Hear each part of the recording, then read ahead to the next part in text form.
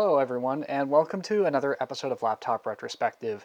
And for the eagle-eyed of you, you will notice that I have both a P series, this happens to be a P50, and I also have an X1 Carbon, and this is a 5th gen. And the reason that we did that little skit at the beginning is because I think it best introduced the machine that I am going to show you today. And this is a machine I've been wanting to get my hands on for quite a while. It's been out for several years, but they are very rare in the sense that they are not often purchased in large volume, and they are even more uncommon to go through the recyclers and the channels that I have access to, generally speaking. And that, without further ado, ladies and gentlemen, is what happens if we combine these two together, in my opinion. And that is the X1 Extreme.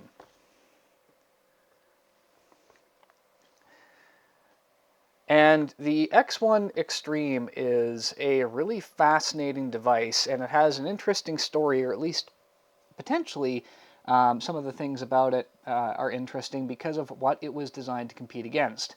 So let's clear this down and have that discussion. All right, ladies and gentlemen, so now that we've got the table tidied up a little bit, let's talk about what the X1 Extreme is.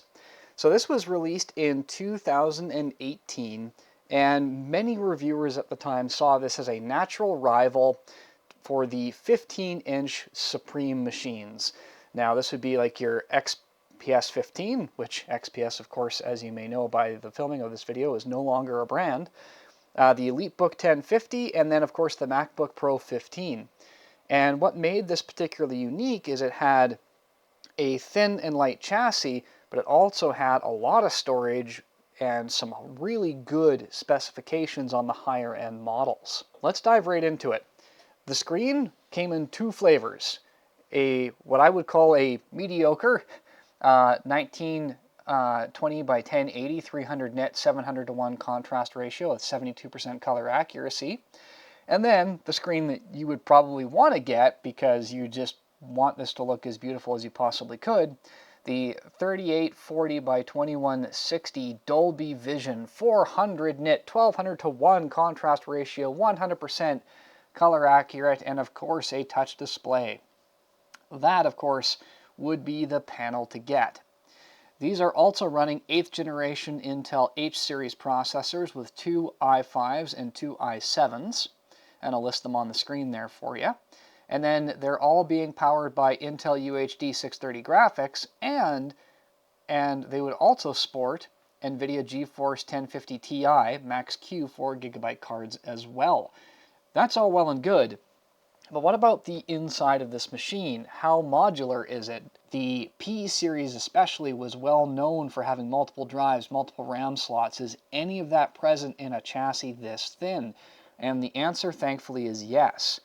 So we do have a maximum possible 64 gigs of RAM, at least at the time that this was manufactured, from the official PSREF sheet, which would be 2 sticks of 32 DDR4 2666 megahertz.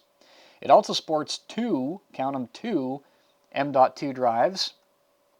Of course, we have the backlit keyboard, we have a fingerprint reader on this one, and there is a few other bells and whistles, but let's talk about some of the ports and features that we've also got on this thing as well, because this is certainly port heavy. So on the left-hand side, we have the slim plug, and we need the slim plug because we are powering a lot of computer. The Thunderbolt 3 of the era certainly would not have the 135 watts that we would want to push. We have two Thunderbolt 3 ports, a full-size HDMI port, a mini display port, and a headphone microphone combo jack. Along the front and the back, we don't have anything going on. And then on the right-hand side, we have the Kensington lock slot, two USB 3.1 Gen 1s, and a full-size SD card slot. Some models would be configured with the smart card reader here as well. So overall, a very impressive device in terms of its thickness, its weight, all of the ports. We would see on the inside this featured with two style of cameras, a 720p or a 720p with Windows Hello. This one just has the standard 720p camera, of course, with Think Privacy Shutter. Now, let's open this up and take a look at what we've got going on the inside, because that is a bit of a treat for a device that is this thin and this light. So we'll flip over to our document camera, turn this thing over, and we'll quickly grab just our standard bench screwdriver for today. Our reset hole is on the center of the machine. The screws, as we would expect, are captive.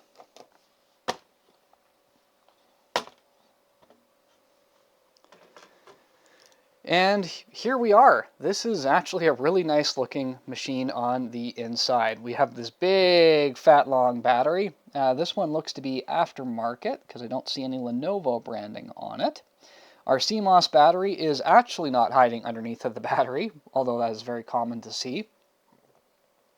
We have our 2 RAM slots here, facing upward, not even underneath the keyboard. We have our heat pipe system with 2 fans bringing in air up through the bottom of the case and then pushing it out through the back where the hinge is. We have a wired Intel Wi-Fi card, which is great to see. And then we have our 2 full-sized NVMe 2280 slots, which again, excellent. Moving over here, we can see that the power plug is actually a separate component. A lot of people will bemoan that USB Type-C connectors are usually soldered onto the board, and meaning that if anything does go wrong with that power connector, you are having to do either some very delicate solder work or board repair overall. With this, it is actually a module that can just be removed and replaced, and this is very reminiscent of the yesteryear of ThinkPad design, and it's really, really nice to see that being featured back here.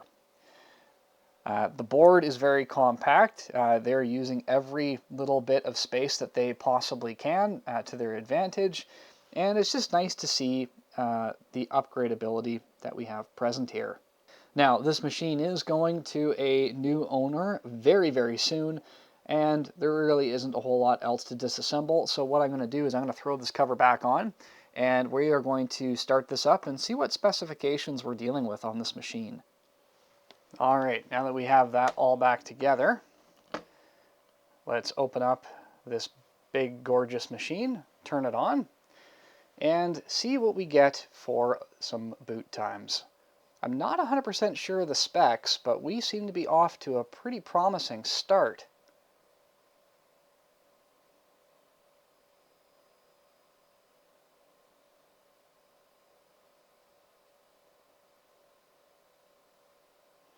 Alright, so this would appear to be just the standard 1920 by 1080 panel, and I know that because it's not touch.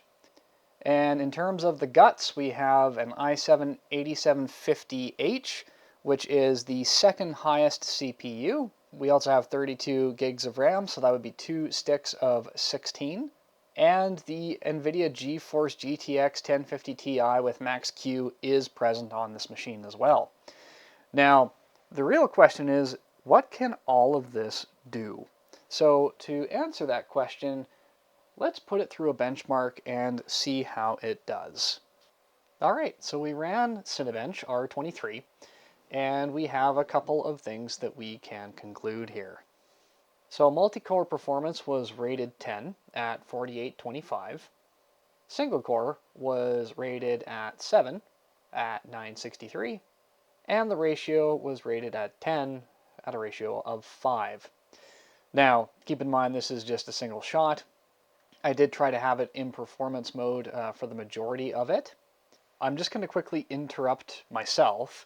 I was able to run the tests again and got a bit better results. So the ratio is now 5.9. I was able to get multi-core to go up to 5684. So that is a pretty marked improvement. I just wanted to make sure that the Lenovo fan utility was running properly. I know it was for the single core. Just wanted to make sure it was running for the multi-core to get a much better picture overall on how this thing was stacking up. So multi-core is 9th, single core is 7th, ratio is 8th. Overall, considering that these machines are uncommon and pretty cheap when they show up, this is quite a bit of power. Anyway, back to me, I guess. But overall, I think this should give us a decent picture of what we can expect. This is a very powerful machine, and there's one more thing that I think that we need to draw attention to, and that is, of course, price. Now, I did a quick look on eBay to see what these machines are retailing for, and I actually came up short. These things are very uncommon. I found, I think, only 3 machines listed, and they were in various states that were difficult to compare. There were Gen 3 machines of the X1 Extreme that were about 500 US dollars that were pretty respectfully equipped. So in my mind, the X1 Extreme series is rare. I think that is pretty objective. My opinion is that these machines generally, even though they are rare, don't seem to command overwhelmingly high prices on the used market if you can find them, and they are very generously equipped in terms of their specifications. I would imagine that a model with the 3840 by 2160 screen to fetch a much higher price than the 1920 by 1080 panel, but overall I think that these are machines that you should put on your watch list if you're looking for a used ThinkPad and you don't mind the 15-inch form factor. You kind of like the idea of a P series, but you don't want to carry it around, or you don't quite need that level in that direction, but you want something that's a bit beefier than the X1 Carbon, and like I said, you don't mind the extra footprint on the desk. I think that there is a lot to like here. I would be really curious how many of you in my audience have actually used a X1 Extreme, because this is my first experience with even seeing one, let alone using one, and it's been a good one. But I'm really curious to know what you think as well. So make sure you are leaving those stories down in the comments so we can all learn collectively from your experience. Thank you so much for watching, and I will see you next time.